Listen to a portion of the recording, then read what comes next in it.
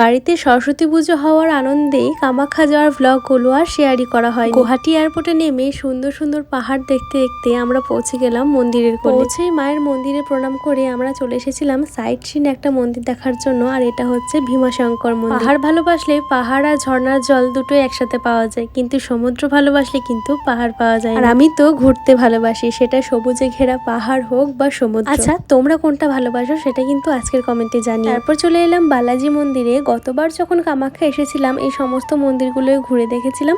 আর এটা হচ্ছে বশিষ্ঠ মুনির আশ্রম। আর এখানে এত বাঁদরের বাচ্চাগুলো তো জামা প্যান্ট ধরে ঝোলা শুরু করে দেয়। সারাদিন জার্নির পর আর এনার্জি ছিল না। আর যে মন্দিরেই যাচ্ছি হয় অনেকগুলো সিঁড়ি উঠে নয়তো অনেকগুলো সিঁড়ি নেমে। রাত্রেবেলা এলাম সবচেয়ে শান্তির জায়গা মায়ের মন্দির। মায়ের অপরূপ মহিমায় এত লোকের ভিড়েও মন্দিরের চারিপাশের পরিবেশটা এত শান্ত যে মন্দিরে গিয়ে একবার বসলে তোমার আর ফিরতে ইচ্ছা হবে না।